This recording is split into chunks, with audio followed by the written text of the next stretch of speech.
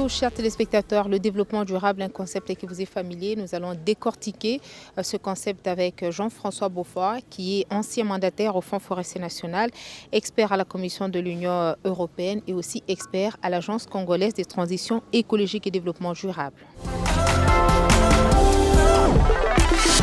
Jean-François Beaufoy, bienvenue sur ce plateau. Merci Madame Libichingoa. Bonjour. Alors, j'ai annoncé tantôt que vous êtes un ancien mandataire du Fonds forestier national. On peut comprendre que votre passage au Fonds forestier national vous a au moins servi à quelque chose? Oui, en fait, le Fonds forestier, c'est un établissement public à caractère technique et financier. Alors, lors de mon passage au Fonds forestier national, j'ai essayé un peu de susciter cette façon de faire des choses vers une gouvernance, mode de gestion de gouvernance praxéologique, la bonne division du travail qui offrait l'avantage de garantir une bonne gouvernance et aussi des initiatives profitables au Fonds forestier national. Bien entendu, toujours avec le concours de l'autorité des tutelles et aussi négocier plusieurs partenariats. Je ne sais pas si je peux citer quelques exemples. Oui, allez-y. Voilà. Donc, d'abord, c'est le protocole d'accord entre le FFN, Fonds forestier national, et la DGDA pour le recouvrement de la taxe la plus importante ici jusqu'à présent, qui a fait en sorte que le Fonds forestier puisse survivre. Donc, la taxe de reboisement avec le logiciel Sidonia, avec le feu de Uruguisa qui n'est plus. J'ai également négocié un partenariat avec le projet de l'Union européenne, intra-ACP GCCA+, donc Global Climate Change Alliance Institute. C'est un projet qui est en cours, qui consiste à projet d'appui à la mobilisation de toutes les ressources financières endogènes et exogènes, et aussi le développement de projets dans le cadre de l'atténuation due au fait du changement climatique. Alors, je parlais tantôt du développement durable, un concept qui vous tente aujourd'hui. Vous trouvez que c'est un concept qui a sa place aujourd'hui au sein de la société? Oui, c'est un concept qui a sa place parce que nous devons agir ensemble, agir concerté pour l'avenir du pays. Alors, je pense qu'avec l'avènement de l'ACTED, donc l'institution spécialisée de la présidence, qui a pour mission de concevoir, de coordonner et d'implanter les politiques nationales de la transition écologique, on peut arriver à un modèle de développement durable, décarboné. Donc, okay. Et lorsque vous parlez d'un modèle de développement sobre en carbone, on comprend que ça nécessite le changement du mode de vie. Comment est-ce que ça peut réellement se passer? Changement de mode de vie, mais tout ça, ça peut se passer par une éducation citoyenne, par la formation et puis campagne de sensibilisation. Bien entendu, il y a au niveau de l'ACTED, certains projets qui sont mis en place pour... Expert. Oui, je suis expert à l'ACTED, à l'Agence congolaise pour la transition écologique et le développement durable. Il y a certains projets, notamment, qui visent à ce qu'on puisse changer de mode de vie, mode de consommation, donc mieux produire, mieux consommer, la gestion des déchets et faire participer toutes les parties, la mobilisation et la participation de toutes les parties prenantes. Alors, lorsque vous parlez du changement de mode de vie, vous parlez de la transition écologique. Nous savons qu'aujourd'hui, lorsqu'on nous parle également du changement de mode de vie, il faudra déjà commencer par identifier les principales sources d'émissions au niveau du pays qui vont vous permettre sur base desquelles il faudra maintenant tabler et voir quel type de politique, quel type de stratégie il faudra mettre en place pour que vous puissiez désormais opter pour un développement sobre en carbone. Nous savons qu'en République démocratique du Congo, nous avons par exemple cette question de l'agriculture itinérante sur brûlé. Au niveau de l'ACTED, comment elle est prise cette question? C'est pour cela, au niveau de l'ACTED, il y a la création de la banque verte pour le développement durable. C'est porté par l'ACTED ou c'est l'initiative de plusieurs organismes internationaux? Non, non, c'est un projet porté par l'ACTED, mais qui a un caractère un peu international, qui essaye un peu d'impliquer tout le monde dans le financement climatique et carbone en faveur des actions de développement durable. À travers ce banque verte BVDD, on encourage aussi des initiatives dans ce sens, d'encourager une agriculture verte, d'encourager aussi les pratiques agricoles durables. Donc sous forme il y aura de prêts et de subventions en fait, d'encourager la lutte contre la pauvreté aussi, en encourageant les agriculteurs. Dernièrement même, il y a eu un atelier sur la transition écologique du maraîchage dans les zones urbaines et périurbaines de la ville de Kinshasa. Et c'est continuel, ça sera aussi implémenté dans toute l'étendue du territoire national. Vous êtes dans Écran Vert, apprenant à découvrir le Congo autrement. Éco-découverte.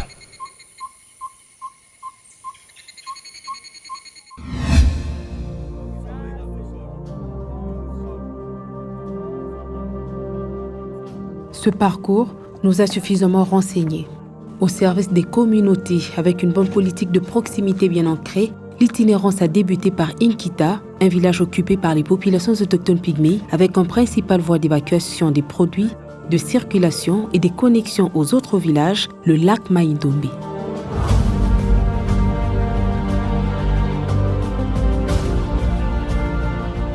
L'accès n'a pas du tout été aisé en cette saison sèche. L'étiage impose sa loi dans ce site marécageux. C'est à peine que les racines trouvent l'eau. Les troncs d'arbres, souvent immergés, profitent de la saison. La plupart d'arbres ne sont restés que porteurs des traces de niveaux d'eau selon le rythme du retrait, souvent en blanc. Il a fallu tout abandonner en plein lac à un niveau raisonnable de circulation pour les canaux rapides descendre, gagner le sol sous un soleil de plomb.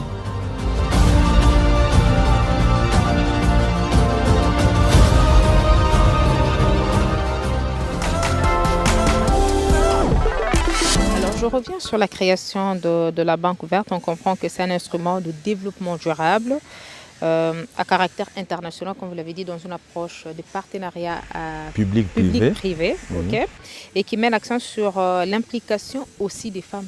Comment ça va se passer exactement? Oui, en fait, oui, c'est la dimension un peu genrée de cette banque. Voilà, ici, on mettra l'accent sur toutes les activités de la femme. Donc c'est encourager plus le partenariat, donc encourager plus l'entrepreneuriat écologique féminin.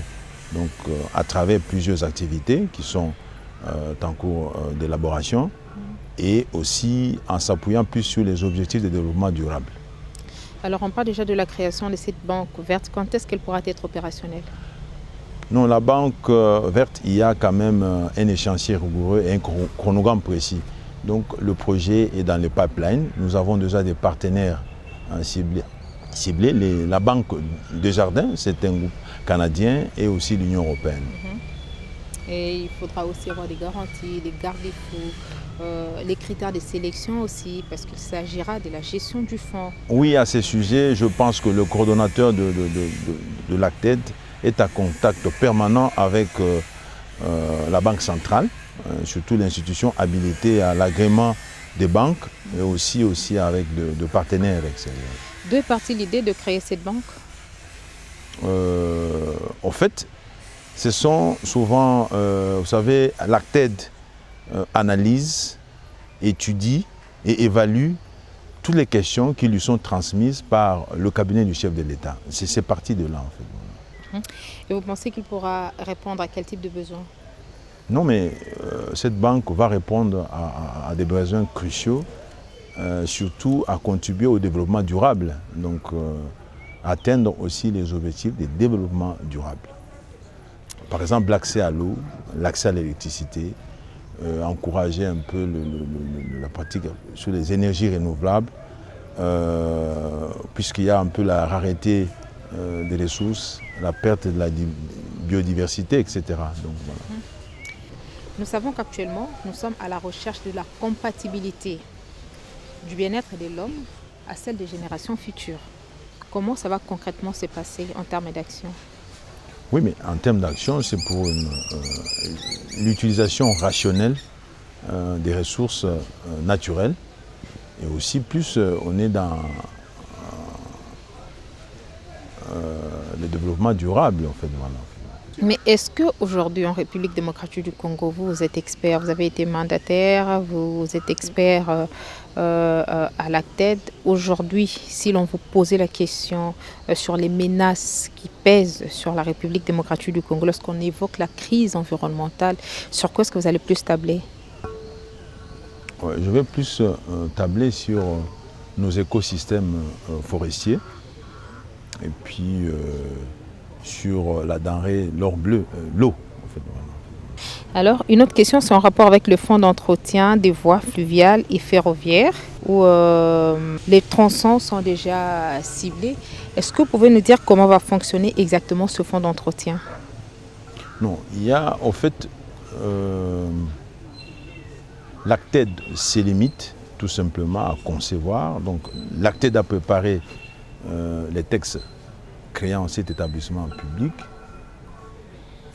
qui a deux autorités de tutelle, c'est-à-dire le ministre qui a les finances dans cette attribution, en l'occurrence le ministre des Finances, ça c'est pour la tutelle administrative, et aussi la tutelle technique, le ministre qui a les transports dans ses compétences. Voilà, ce sont ces deux ministères qui vont vraiment bien faire les toilettages des textes préparés par l'ACTED pour la création du FONEF, Fonds d'entretien de voies fluviales et ferroviaires, et par la suite lui doter quand même de ressources qui découleront d'un arrêté interministériel portant le taux fixant le taux de perception des ressources et des modalités des ressources dévolues au FONEF. Bien entendu qu'il faut qu'il y ait encore le décret du Premier ministre. Et voilà, donc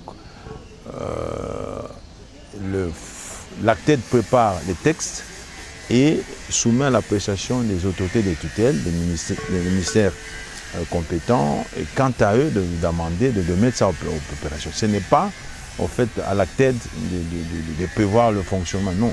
L'ACTED s'est limité à préparer les textes en se basant sur le modèle qui existe pour tous les établissements publics. J'ai une autre question, c'est par rapport à votre participation aux différentes conférences en rapport avec le changement climatique. La toute première participation, c'était quoi l'expérience que vous avez acquise en participant à une première conférence qui abordait la question climatique? Non, cette expérience, c'est qu'en fait, là, j'ai retenu un peu le professionnalisme et puis l'affluence de la délégation brésilienne. Vous devez savoir que le Brésil, c'est le premier poumon au monde. Il y avait vraiment une délégation importante. Et puis, la matière traitée, le challenge de Bonn, dans ce que moi j'ai pu retenir, le volet atténuation dû aux impacts du changement climatique.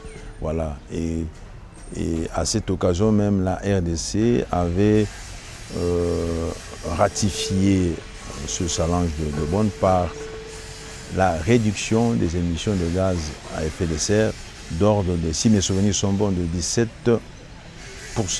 Oui, 17% pour voilà. Plus ou moins 21 milliards de dollars américains. Voilà. Près de 12 milliards orientés vers l'atténuation et près de 9 vers l'adaptation. Oui. Mais une autre question, toujours en rapport avec le changement climatique. Aujourd'hui, nous savons que le changement climatique est vécu sous diverses formes dans différents coins du monde. Vous avez participé aux différentes conférences en rapport avec le changement climatique. Est-ce avec la même vision où il y a toujours quelque chose qui changeait, il y avait toujours un ajout par rapport à la précédente participation? Non, il y a toujours, que ce soit donc COP21, de ratification de l'accord de Paris, mais à chaque fois, il y a des nouveautés. Par exemple, COP 25, on a vu qu'avec Donald Trump, les États-Unis se sont retirés. Ah, bon, vous savez, c'est des grandes nations, les plus grands pollueurs qui se retirent. COP26, à travers l'ACTED, nous entendons présenter la Banque verte pour le développement durable. Mais il faut noter tout simplement que dans l'entretemps, il fallait qu'il y ait plusieurs programmes, toute une série de programmes, donc que ce soit dans le cadre de la formation, le reboisement et dans le cadre de l'éducation citoyenne. Je sais que COP24, on a mis l'accent sur la dimension genre. Donc voilà, donc c'est un peu d'implémenter aussi les ODD, les objectifs de développement durable. Alors, une autre façon de contribuer à la survie de la planète, c'est à travers éco-créativité. Éco-créativité.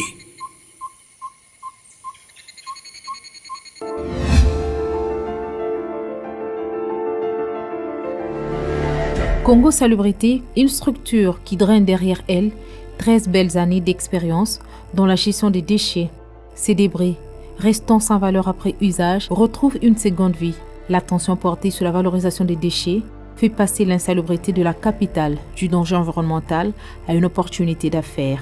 Je mets beaucoup plus l'accent sur les déchets plastiques parce qu'ils posent problème. Les statistiques renseignent mieux. Kinshasa, elle seule, produit entre 8 à 10 000 tonnes de déchets le jour et 20% de ces derniers sont constitués du plastique. La matière première, c'est les déchets que nous récoltons sur les voies publiques, dans les décharges, dans la cité avec des gens. Ils nous amènent ces déchets-là. Souvent, c'est avec les particuliers parce que l'État n'a pas une structure appropriée sur la gestion des déchets. Une des matières premières pour Congo Salubrité qui s'en approvisionne au quotidien après le ramassage ou l'achat dont le prix varie selon la quantité et la qualité des déchets. Le tarif est fixé entre 100 et 350 francs congolais le kilo.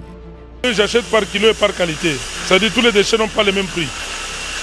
Les bouteilles PET, les bouteilles d'eau pure, c'est ce qui coûte moins cher parce que son usage n'est pas tellement fréquent dans l'industrie. Nous avons passé quelques heures dans cet atelier pour comprendre le circuit de production. Avec une capacité de production semi-industrielle, la transformation des déchets est très possible. L'espace aménagé est équipé avec des machines, tout calibre utile et complémentaire. J'ai fait l'industriel, mais d'une manière un peu réduite, c'est-à-dire semi-industrielle. Parce qu'il faut avoir des machines qui vous font peut-être 200 tonnes ou 500 tonnes heure. Mais quand vous avez une machine qui vous fait peut-être 20 tonnes ou 10 tonnes par jour, c'est-à-dire que nous sommes dans les semi-industrie. Lorsqu'on parle du Challenge Bond, nous savons qu'il y a un programme pilote au niveau de la République démocratique du Congo. C'est un programme qui couvre presque toutes les provinces. Pour l'instant, on nous parle du programme 1 milliard d'arbres d'ici à l'horizon 2023. C'est parti des engagements pris par le pays pour arriver à reboiser environ 1 milliard d'arbres. Non. 800 000 hectares. 1000 hectares. Bon, voilà. Et comment vous voyez l'évolution de ce programme? Non, mais 8 millions d'hectares. Ce programme est buté à plusieurs difficultés parce que la RDC traverse une crise très compliquée et aussi à cause de la pandémie du coronavirus. Et on n'arrive pas à capter les apports extérieurs. Dommage, par exemple pour le fonds forestier, qui a tout simplement les ressources endogènes, mais n'a jamais capté les ressources exogènes, les apports extérieurs. Et c'est un handicap pour reboiser avec le projet actuel du président de la République, chef de l'État, reboiser 1 milliard d'arbres à l'horizon 2023. C'est très compliqué parce que ce projet aussi c'est une déclinaison du challenge de Bonn aussi en fait, voilà. Mais c'est très difficile parce qu'on n'a pas assez de moyens. Nous avons tenté ici dans la ville de Kinshasa de reboiser, nous nous sommes limités seulement au camp Tchatchi. Bon, il ne suffit pas seulement de reboiser, il faut aussi avoir un financement pour des campagnes de sensibilisation, l'éducation citoyenne, la formation, voilà. Comment vous sentez dans ce domaine de l'environnement? Mais je suis un expert, je fais partie du task force. Oui, mais c'est ça, vous êtes expert. Est-ce que vous sentez bien? Vous pensez que ça promet? Vous comptez y rester ou peut-être que vous avez des ambitions d'aller ailleurs? Non, moi je suis un expert. En fait, mes atouts et compétences montrent une certaine polyvalence. Je suis à la disposition de la République et ne m'aménagerai aucun effort si il s'est décidé à la présidence de me confier une quelconque responsabilité dans des domaines variés. Une autre question, est-ce qu'aujourd'hui, vous pouvez nous parler de votre passage au sein de la Commission de l'Union européenne en tant qu'expert? Oui, c'est un passage enrichissant, un passage qui a fait en sorte que je puisse se démontrer mes atouts et compétences parce que, en fait, j'ai été utilisé à la Commission européenne dans plusieurs domaines, à la CTB comme coopération technique belge comme chef de projet, parce que je vous ai dit que je suis polyvalent et par après, comme consultant auprès des institutions de l'Union européenne et lobbyiste accrédité au Parlement européen. C'est vraiment une expérience très enrichissante qui m'a permis de travailler, d'être flexible, d'avoir une grande résistance au stress, d'être un agent de développement. Là, c'est en Belgique. Oui, en Belgique, voilà. Donc, de comprendre aussi les enjeux internationaux, la politique internationale, les agendas mondiaux, en fait. Et ce passage aussi m'a permis aussi de donner un point de vue sur la RDC. J'ai été consulté, de donner une autre manière, de pousser plus les investisseurs à venir en RDC, de se pencher plus sur l'avenir du pays, les questions liées au changement climatique, l'environnement, voilà. Et à plusieurs reprises, j'ai essayé un peu d'accompagner, accompagnement suivi conseil, différents hommes politiques congolais. Par exemple, en 2011, avant les élections, j'ai fait l'accompagnement du président Etienne Tshisekedi pour sa propagande, pour sa tournée euro-américaine, en collaboration avec un député européen, M. Franck Choualba. C'était vraiment une expérience chouette. J'ai eu également à travailler avec le docteur Denis Mukwege sur le minerai des conflits. En fait, on a fait des tractations et un grand lobbying jusqu'à ce qu'en 2017, au Parlement européen, il y a eu une loi qu'on appelait la diligence raisonnable. En fait, c'est un instrument pour contraindre aussi les sociétés européennes cotées en bourse, voir l'origine des minéraux qui font partie de leurs produits, tout ça en fait, voilà, qui font partie de leurs produits, les équipements aéronautiques, les portables et tout ça, voilà. Si ces minéraux ne venaient pas de l'Est du Congo ou des pays limitrophes. Hein. Donc c'est l'appendice d'une loi aussi américaine, la loi Dodd-Frank, mais qui s'est passée en Europe, au Parlement européen, comme la diligence raisonnable, hein, le minima, la loi minima en fait, sur les minéraux du conflit. Bon, il n'y a pas seulement que ça, parce que aussi sur les élections de 2014 jusqu'à 2016, nous avons essayé un peu d'évaluer avec la chef de mission de l'observation électorale de l'Union européenne, Madame Maria Gabriel, qui est actuellement commissaire européenne, et aussi le processus électoral en RDC, notamment avec l'OIF, la fonte du fichier électoral, l'enrôlement des nouveaux majeurs. Donc c'était vraiment une expérience vraiment très enrichissante. Qui est aujourd'hui capitalisée dans différentes institutions où vous êtes retenu comme expert. Oui. On va prendre Concept Vert, chers téléspectateurs, on se retrouve juste après. Concept Vert.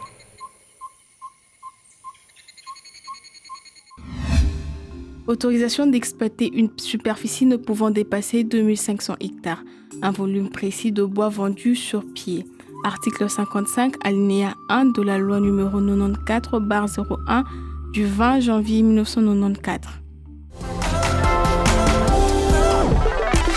Dites Nous, aujourd'hui, nous savons quand même que cette question écologique au niveau du pays, il est vrai que nous sommes la deuxième puissance écologique à travers le monde après l'Amazonie. La République démocratique du Congo aujourd'hui regorge près de 60% des forêts tropicales du bassin du Congo. Et cette question écologique est prise autrement actuellement par l'actuel chef de l'État.